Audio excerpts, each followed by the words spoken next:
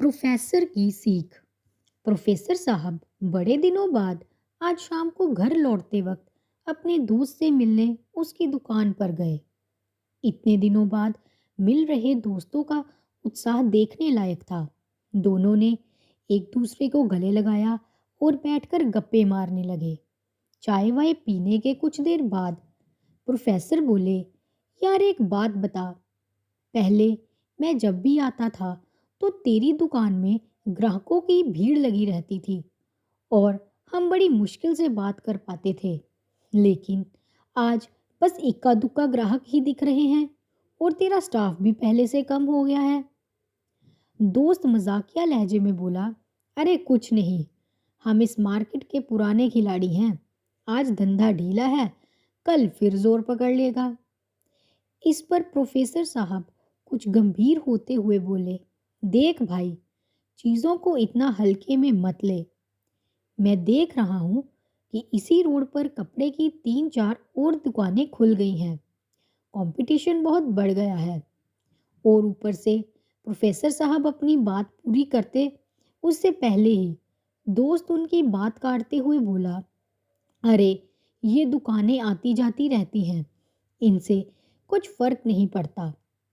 Professor साहब college time से ही अपने दोस्त को जानते थे और वो समझ गए कि ऐसे समझाने पर वो उनकी बात नहीं समझेगा। इसके बाद उन्होंने अगले रविवार बंदी के दिन दोस्त को चाय पे बुलाया। दोस्त तय समय पर उनके घर पहुंच गया। कुछ गपशप के बाद प्रोफेसर साहब उसे अपने घर में बनी एक प्राइवेट लैब में ले गए और बोले, देख यार, आज मैं तुझे एक बड़ा ही इंटरेस्टिंग एक्सपेरिमेंट दिखाता हूँ। प्रोफेसर साहब ने एक जार में गर्म पानी लिया और उसमें एक मेंढक डाल दिया। पानी से संपर्क में आते ही मेंढक खतरा भांप गया और कूदकर बाहर आ गया। इसके बाद प्रोफेसर साहब ने जार से गर्म पानी फेंककर उसमें ठंडा पानी भर दिया और एक बार फिर मेंढक को उसमें डाल दिया। इस बार मेंढक आराम से उसमें तैरने लगा। तभी प्रोफेसर साहब ने एक अजीब सा काम किया। उन्होंने जार उठाकर एक गैस बर्नर पर रख दिया और बड़ी ही धीमी आंच पर पानी गर्म करने लगे। कुछ ही देर में पानी गर्म होने लगा। मेंढक को ये बात कुछ अजीब लगी, पर उसने खुद को इस तापमान के हिसाब से एडजस्ट कर लिया। इस बीच बर्नर जलता रहा और पानी और भी गर्म होता गया, पर हर बार मेंढक पानी के टेम्परेचर के हिसाब से खुद को एडजस्ट कर लेता और आराम से पड़ा रहता। लेकिन उसकी भी सहने की एक क्षमता थी। जब पानी काफी गर्म हो गया और खोलने को आया, तब मेंढक को अपनी जान पर मंडराते खतरे का आभास हुआ और उसने पूरी ताकत से बाहर छलांग लगाने की कोशिश की, पर बार बार खुद को बदलते तापमान में ढालने में उसकी काफी ऊर्जा लग चुकी थी और अब खुद को बचाने के लिए ना ही उसके पास शक्ति थी और ना ही समय। देखते देखते पानी उबलने लगा और मेंढक की मौत हो गई। एक्सपेरिमेंट देखने के बाद दोस्त बोला, प्रोफेसर बोले, मेंढक की जान मैंने नहीं ली, उसने खुद अपनी जान ली है। अगर वो बिगड़ते हुए माहौल में बार बार खुद को एडजस्ट नहीं करता, बल्कि उससे बचने का कुछ उपाय सोचता, तो वो आसानी से अपनी जान बचा सकता था।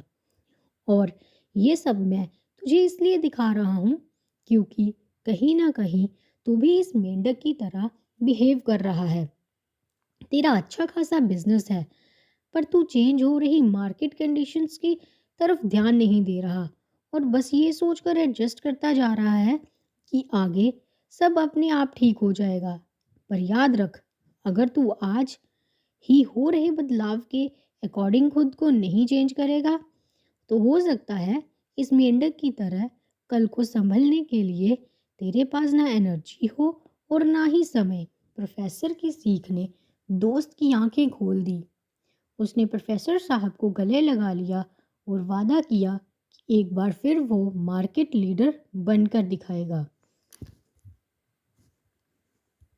दोस्तों, प्रोफेसर साहब के उस दोस्त की तरह बहुत से लोग अपने आसपास हो रहे बदलाव की तरफ ध्यान नहीं देते। लोग जिन स्किल्स के कारण जॉब के लिए चुने जाते हैं, बस उसी पर अटके रहते हैं, खुद को अपडेट नहीं करते। और जब कंपनी में ले ऑफ्स होते हैं, तो उन्हें ही सबसे पहले निकाला जाता है। लोग जिस ढर्रे पर 10 साल पहले बिजनेस कर रहे होते हैं, बस उसी को पकड़कर बैठे रहते हैं और देखते देखते नए प्लेयर सारा मार्केट कैप्चर कर लेते हैं।